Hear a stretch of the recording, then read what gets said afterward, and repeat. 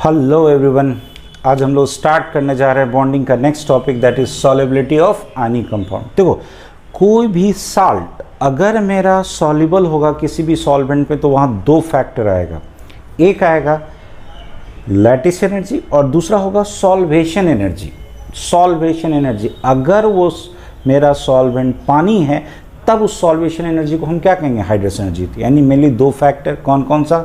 पहला है मेरा लैटिस एनर्जी और दूसरा कह सकते हो आप हाइड्रेशन एनर्जी। हाइड्रेशन एनर्जी कब लेते हैं? जब वो मेरा सॉल्वेंट क्या होना चाहिए? वाटर इन प्रोसेस होना चाहिए हाइड्रेशन। देखिए क्या है, हमने आपको कहा कि let us consider the solubility of NaCl। मान लेते हैं कोई टेबल साल्ट है, टेबल साल्ट का हमने सॉल्युबिलिटी को एज ए एग्जाम्पल में लिया है।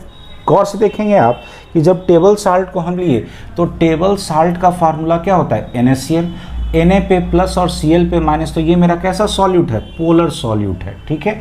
और वाटर को जो आप देखेंगे तो वाटर में जो H2O है, ऑक्सीजन का electronegativity. What is electronegativity? Electron खींचने का ताकत, वो जो बॉन्डेड इलेक्ट्रॉन्स को अपनी ओर खींच लेता है। तो जब ये बॉन्डेड इलेक्ट्रॉन्स को अपनी ओर खींचेगा तो यहाँ पे कैसा चार्ज आएगा? निगेटिव, और यहाँ कैसा होगा? पॉजिटिव। फिर इधर से भी वही पोलराइजेशन होगा, तो ऑक्सीजन पे निगेटिव और हाइड्रोजन पे कैसा होगा? पॉजिटिव। क्लियर है?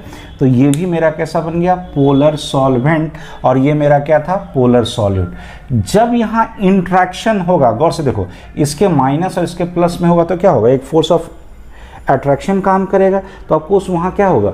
वो जो प्रोसेस है जो सॉल्वेंट के साथ किसी भी सॉल्यूट का इंट्रैक्शन होता है, that is called solvation. That is called solvation. Is that clear? और चूंकि ये वाटर है, so this process is called hydration. अब सुनोगे, कभी भी जो दो मॉलिक्यूल नज़दीक आता है, कोई फोर्स ऑफ अट्रैक्शन काम करता है तो एनर्जी क्या होता है? रिलीज होगा। इसमें जितना एनर्जी रिलीज होता है that is called hydration energy. ये क्या होगा? रिलीज होगा, ठीक है।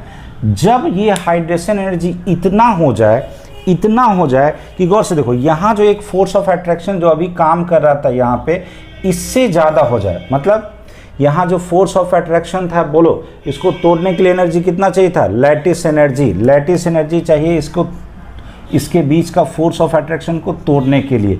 जब ये एनर्जी हाइड्रेशन एनर्जी इस लैटिस एनर्जी से क्या हो जाए? ज़्यादा, तो इसको क्या करेगा? तोड़ देगा, और तोड़ के ये अपने में उसको डिसॉल्व कर लेगा। तो मेरा क्या तैयार हो जाएगा? Salt solution. यानी साल्ट सॉल्यूशन के लिए सबसे बड़ा चीज़ क्या मिला मुझे? कि जब किसी भी साल्ट का हाइड्रेशन एनर्जी का वैल्यू उसके लैटिस एनर्जी से क्या हो जाए? ज़्यादा, यानी पानी क्या करेगा? उसके आयंस को अपनी ओर खींच लेगा, अपने में डिसॉल्व कर लेगा, तो ये साल्ट क्या होगा? सॉल्युबल।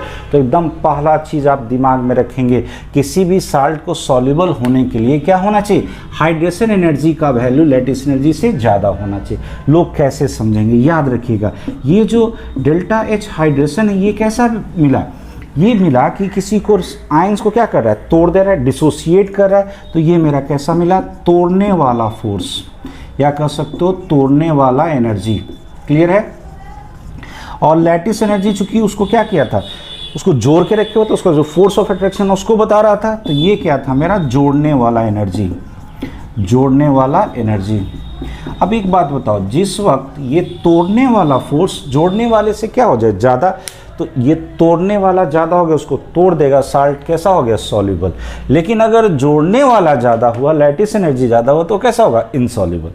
किसी किसी साल्ट में ये दोनों सेम हो जाता है, इसी को हम क्या कहते हैं? स्पैरेंजली सॉल्युबल साल्ट। स्पैरेंजली सॉल्युबल साल्ट आपको शायद याद होगा, आयनिक कंपाउंड में जो हम सॉल्युबिलिटी प्रोडक्ट पढ़े थे, वहाँ पे हमने क्या बताया था? स्पैरेंजली सॉल्युबल साल्ट। तो स्पैरेंजली सॉल्युबल में क्या होता है? जो सॉल्युबिलिटी प्रोडक्ट हम निकालते हैं किसके लिए? जो एकदम स्लाइटली 0.01% आसपास डिसॉल्व करता है, नेग्लिजिबल डिसॉल्व। कब? जब दोनों एनर्जी क्या होता है? सेम। जैसे आपका कैल्शियम फ्लोराइड है, कैल्शियम ऑक्साइड है, ये सब क्या होता है? स्पैरेंजली सॉल्युबल साल्ट, क्योंकि वहाँ दोनों एनर्जी बराबर। तो एकदम दिमाग में फोकस कर लीजिए। फिर से बोलिएगा, हाइड्रेशन एनर्जी तोड़ने वाला, लैटिस एनर्जी जोड़ने वाला। तो जिस वक्त ये हाइड्रेशन एनर्जी इस लैटिस एनर्जी से ज़्यादा हो जाएगा, इसको तोड़ देगा, वो साल्ट में डिसॉल्व हो जाएगा, और मेरा क्या तैयार हो जाएगा? Salt solution. Is that clear? एक चीज़ देखना होता है कि सॉल्युबिलिटी किसी भी साल्ट का अगर हमें कैलकुलेट करना हो तो इसे हम कभी भी डायरेक्टली कैलकुलेट नहीं कर सकते। क्यों नहीं कर सकते? यहाँ देखो, एक्चुअली सॉल्युबिलिटी के लिए ये जो थर्मोडायनेमिकल जो इक्वेशन है जिसमें डेल्टा जी का जो गिब्स का जो रिलेशन है डेल्टा जी बराबर delta H minus T delta S, तो ढेर सारे फैक्टर्स पर डिपेंड करता है, इसलिए कहता है can not be calculated directly. और उसमें भी डेल्टा जी का वैल्यू सॉल्यूबल होने के लिए यानी स्पॉन्टेनियस प्रोसेस होने के लिए जो अपने आप हो जाए कैसा होना चाहिए, निगेटिव, और निगेटिव होगा तभी वो साल्ट कैसा होगा, सॉल्युबल होगा। तो देखो इसमें ढेर सारा फैक्टर्स है गिब्स फ्री एनर्जी को निकालने में, चेंज इन एंथैल्पी, टेम्परेचर और चेंज इन एंट्रोपी, तो ढेर सारे फैक्टर्स पे डिपेंड करता है कि वो साल्ट कैसे डिपेंड करेगा। बट हम अपने स्टेज मतलब यहाँ पे 12th वाले स्टेज में जितने भी इंट्रेंस होते हैं यहाँ पे आपको ये सब फैक्टर्स को नहीं सोचना है। आप यहाँ पे इसके बेसिस पे आप सोचेंगे क्या हमने सिखाया, हाइड्रेशन एनर्जी और दूसरा देखो साइज ऑफ कटायन के इन्वर्सली है, अनायन के भी इन्वर्सली है, लेकिन दोनों अलग अलग है। यहाँ पे क्या है, लैटिस एनर्जी, दोनों क्या है, साथ साथ है। अब यहाँ पे समझना, अगर साइज में डिफरेंसेस आएगा, मतलब मान लो एक बड़ा है, कटायन का साइज बड़ा है या अनायन का साइज बड़ा है, कोई भी एक अगर मान लो बड़ा है, तो किसका वैल्यू ज़्यादा डिफर करेगा। यहाँ देखो चूंकि ये दोनों अलग अलग है तो किसी का भी साइज में अगर डिफरेंस आएगा तो ये हाइड्रेशन एनर्जी का वैल्यू अच्छा खासा इंक्रीज करेगा। फिर से सुनोगे, अगर साइज में डिफरेंस आएगा तो वैल्यू किसका ज़्यादा डिफर करता है, हाइड्रेशन एनर्जी का। मैथमेटिक्स के आप लोग भी पढ़े हैं, तो यहाँ पे आप क्या कर सकते हो, वैल्यू बैठा करके चेक कर लो, डबल ट्रिपल करके चेक कर लो, यहाँ पे उतना ज़्यादा वैल्यू चेंज नहीं करेगा। तो सिंपल है कि अगर हाइड्रेशन एनर्जी का वैल्यू इंक्रीज करता है, हाइड्रेशन एनर्जी का वैल्यू अगर इंक्रीज करता है तो सॉल्युबिलिटी क्या होगा, बढ़ेगा। सॉल्युबिलिटी क्या होगा, बढ़ेगा। कब, जब साइज में डिफरेंस। आपके स्टैंडर्ड में यही सफिशिएंट है, इसमें एक एक्सेप्शन है, मैं वो भी एक्सेप्शन बता दूंगा। एनसीईआरटी में आपको 4 साल्ट के विषय में पढ़ना है, चारों का मैं एग्जाम्पल ले लूँगा और भी ढेर सारा एग्जाम्पल हम लेके आपको बता देंगे।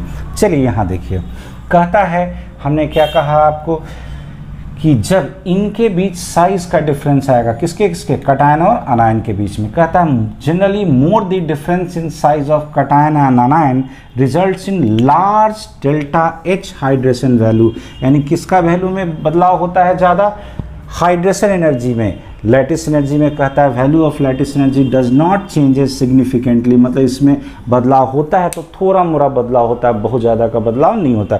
तो ये वहाँ पे नियरली कांस्टेंट मान लेते हैं। किसको मानते हैं, कौन चेंज किया, हाइड्रेशन एनर्जी। एक बात बताओ, हाइड्रेशन एनर्जी अगर बढ़ेगा तो क्या होगा यहाँ पे मेरा, देन सॉल्युबिलिटी बढ़ेगा। तो ये चीज़ आप एकदम कॉपी कर लीजिए। कहीं आपको क्या देखना है कि अगर जहाँ पे कटायन और अनायन के साइज में बहुत ज़्यादा का डिफरेंस आया, तो जैसे ही डिफरेंस आएगा, किसका वैल्यू में ज़्यादा डिफरेंस आएगा, डेल्टा एच हाइड्रेशन में, तो सॉल्युबिलिटी क्या होगी, बढ़ेगी।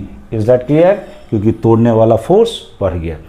एक और जहाँ पे ये चीज़ काम नहीं करता है वहाँ पे कैसे सोचते हैं, तो according to Fajans rule. Fajans rule याद करो, हमने क्या सिखाया, कटायन का साइज छोटा, अनायन का साइज बड़ा, तो क्या होगा, कटायन अनायन को खींचेगा, पूरा उसका इलेक्ट्रॉन क्लाउड को अपनी ओर खींच लेगा, तो डिफॉर्म हो जाएगा। This process is called polarisation. Polarisation में कौन सा कैरेक्टर, कोवैलेंट कैरेक्टर बढ़ जाएगा तो आयनिक कैरेक्टर घटेगा।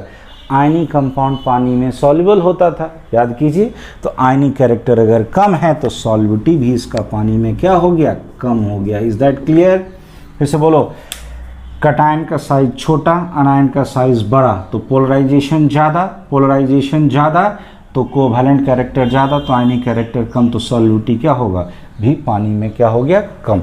लेकिन ये हम लोग ज़्यादातर नहीं सोचेंगे, हमको सोचना है यहाँ पे साइज़ के बेसिस पे। तो आप लोग के स्टैंडर्ड में इसी साइज़ के बेसिस पे ही जो क्वेश्चन है वो सारे बन जाएंगे। तो अब हम लोग देखेंगे साइज़ ऑफ कटायन। तो हम लोग देख रहे हैं अभी साइज़ ऑफ अनायन। गौर से देखिए, अनायन का साइज़ जैसे आप कम से कम हम लोग के एनसीईआरटी में जितना दे रखा है उतना का कम से कम केस हम एक कॉमन केस दिमाग में रखेंगे। कैसे होगा, गौर से देखेंगे यहाँ पे। जैसे यहाँ पे स्मॉल साइज अनायन का मैंने कुछ एक का एग्जाम्पल लिया है, तो याद रखिएगा OH माइनस, F माइनस और Cl माइनस, मतलब हमें जितना अनायंस पढ़ना है उसमें स्मॉल साइज से। हाइड्रोक्साइड में गौर से देखो, एक ऑक्सीजन है, हाइड्रोजन तो बेचारा बहुत छोटा ही होता है। फ्लोराइड और क्लोराइड ये दोनों आयन चूँकि ऊपर ग्रुप के ऊपर वाले हैं तो इसमें क्या होगा, साइज छोटा होगा। लेकिन वही देखो, हाइड्रोजन में ब्रोमाइड और आयोडाइड कहाँ आ गया, लार्ज साइज में, क्योंकि ब्रोमीन और आयोडीन में गौर से देखिएगा तो सेल का नंबर बहुत ज़्यादा हो जाता है, यहाँ 5 या 4 और 5 हो जाता है, इसलिए क्या होगा कि उसमें आपका साइज़ बहुत ज़्यादा बड़ा हो गया। गौर से देखो यहाँ पे कार्बोनेट में कितना ऑक्सीजन है 3, सल्फेट में कितना है 4, नाइट्रेट में कितना है 3, इस बाइकार्बोनेट में भी कितना है 3, इस क्लोरेट में भी, पर क्लोरेट में भी देखो कितना है 4। तो नंबर ऑफ ऑक्साइड आयन इतना ज़्यादा है वहाँ पे कि वहाँ पे अनायन का साइज़ क्या हो जाएगा बड़ा। तो ये याद रखिएगा, लार्ज साइज़ में एकदम 1-2 बार अगर पढ़िएगा तो याद हो जाएगा। Carbonate, sulphate, nitrate, bicarbonate, chlorate आप लोग को मेनली पढ़ना है। वहाँ पे आपके जो एनसीईआरटी में वो हम एग्जाम्पल लेंगे, जो एनसीईआरटी में है आपके इस ब्लॉक में, वही एग्जाम्पल हम लेके आपको बताएंगे। जैसे हमने क्या बताया आपको, कार्बोनेट, सल्फेट, नाइट्रेट। गौर से देखिए यहाँ पे ऑक्सीजन बहुत ज़्यादा है, तो आपने जो पढ़ना है वो है कार्बोनेट है, सल्फेट है, नाइट्रेट है, बाइकार्बोनेट भी है। यही 4 अनायंस हैं जिसके लार्ज साइज़ में एग्जाम्पल दे रखे हैं और स्मॉल साइज़ में एग्जाम्पल है हाइड्रोक्साइड का। तो ठीक है, तो इसको हम लोग एकदम बजाबता सबको अलग अलग करके देखेंगे। अब आते हैं यहाँ पे बजाबता रूल्स पे कि कौन सा रूल कैसे काम करता है। देखिएगा यहाँ पे अनायंस क्या हो गया छोटा, चूँकि छोटा हो गया यानी कंपेरेबल साइज कहेंगे कटायंस का, तो यानी ये फैक्टर डोमिनेट नहीं करेगा। ये फैक्टर डोमिनेट नहीं करेगा तो बोलो हमने आपको क्या सिखाया था, जब साइज़ बहुत बड़ा होगा यानी अंतर हो जाएगा साइज़ में, तो कौन फैक्टर डोमिनेट करता था, हाइड्रस एनर्जी। यहाँ पे साइज़ कंपेरेबल साइज़ का है तो कौन सा फैक्टर डोमिनेट किया, लैटिस एनर्जी फैक्टर डोमिनेट्स। और लैटिस एनर्जी कटायन के साथ कैसा रिलेशन होता है, आप ही बोलो इन्वर्स का। कैसा होता है, इन्वर्स का। अब सोचो जैसे मान लो हम barium hydroxide, magnesium hydroxide, calcium hydroxide, strontium hydroxide group 2 का हाइड्रोक्साइड का एग्जाम्पल लिए। बोलो ऊपर से नीचे आएंगे तो कटायन का साइज़ बढ़ेगा। बोलो हम कटायन क्यों देखें, चूँकि अनायन यहाँ पे कंपेरेबल साइज़ है, मतलब बहुत साइज़ बड़ा नहीं है, तो ये फैक्टर डोमिनेट नहीं करेगा। तो कटायंस को देखिए, गौर से देखिए, कटायन का साइज़ ऊपर से नीचे आए, कटायन का साइज़ बढ़ा। तो अब कटायन किसके साथ हम इसको कोरिलेट करेंगे, किसके साथ, लैटिस एनर्जी के साथ। क्योंकि साइज़ में डिफरेंस होता तब जाते हैं हाइड्रस एनर्जी में। यहाँ पे अभी हम किस में आएंगे, लैटिस एनर्जी। बोलो लैटिस एनर्जी और साइज़ में कैसा रिलेशन, इनवर्स का। तो साइज़ बढ़ेगा तो लैटिस एनर्जी घटेगा। एक और चीज़ यहाँ पे याद रखोगे, लैटिस एनर्जी अगर मेरा कम होगा तो सॉल्विटी ज़्यादा होगा।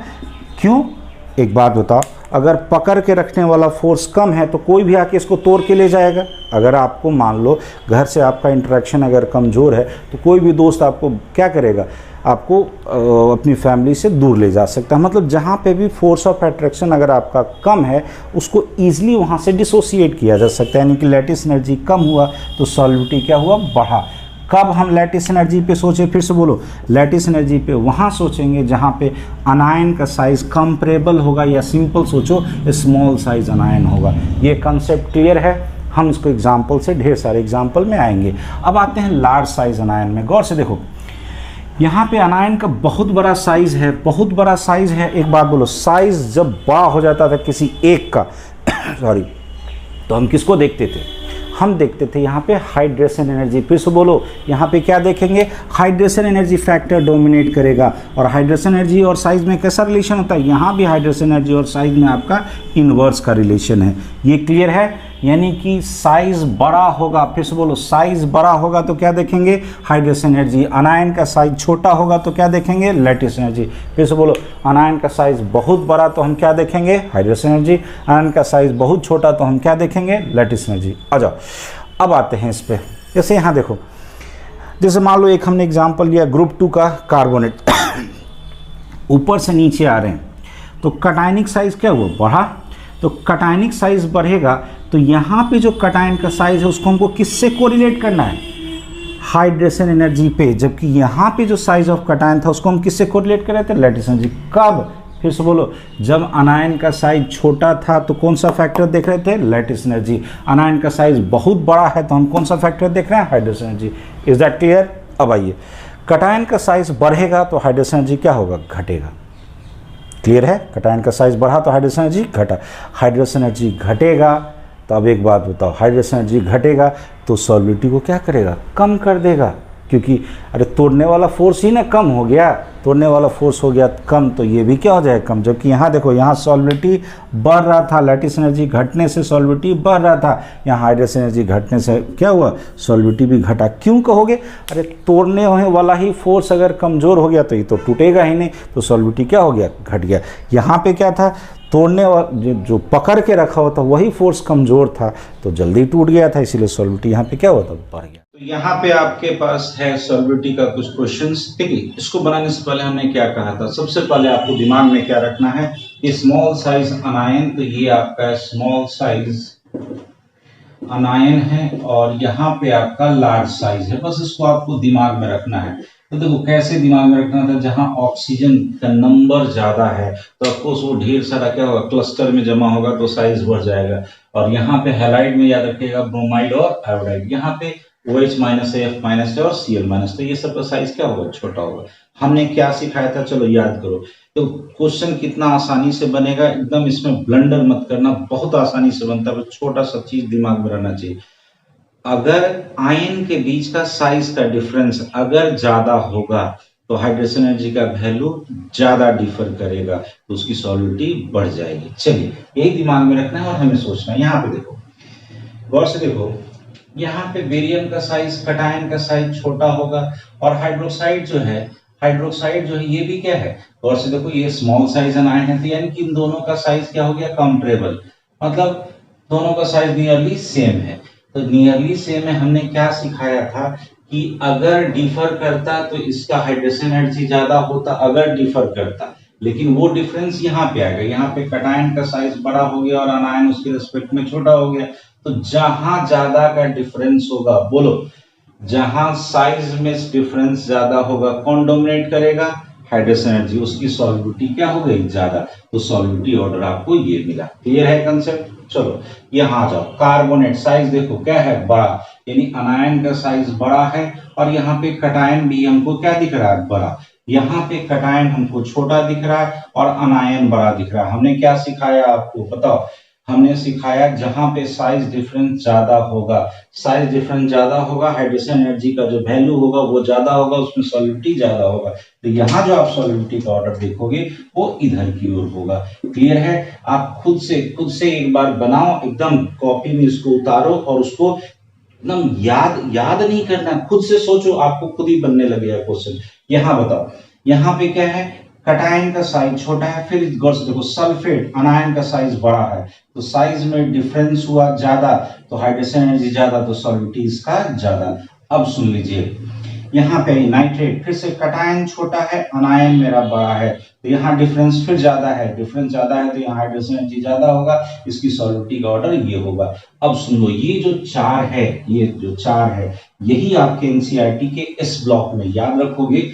जो आपका 11th का पार्ट 2 है, 11th का पार्ट 2, उसमें पेज नंबर 301 में जाइएगा, 301 में जाइएगा, कहाँ पे, 11th का सेकेंड पार्ट में यूनिट 10 है।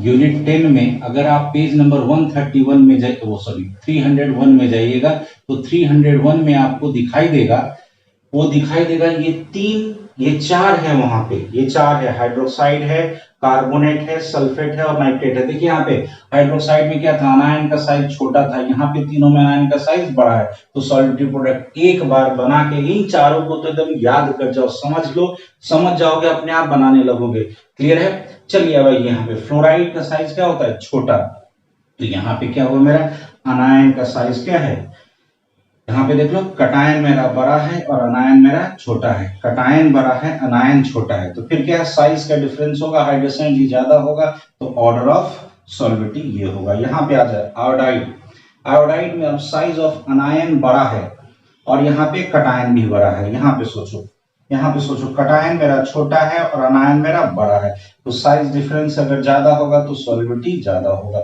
बस एक छोटा सा चीज सोचो, एकदम बनाते चले जाओ। चलिए आ जाओ ग्रुप वन में आओगे, फिर से बोलो, फ्लोराइड का साइज छोटा, कटायन छोटा, अनायन भी छोटा ही है।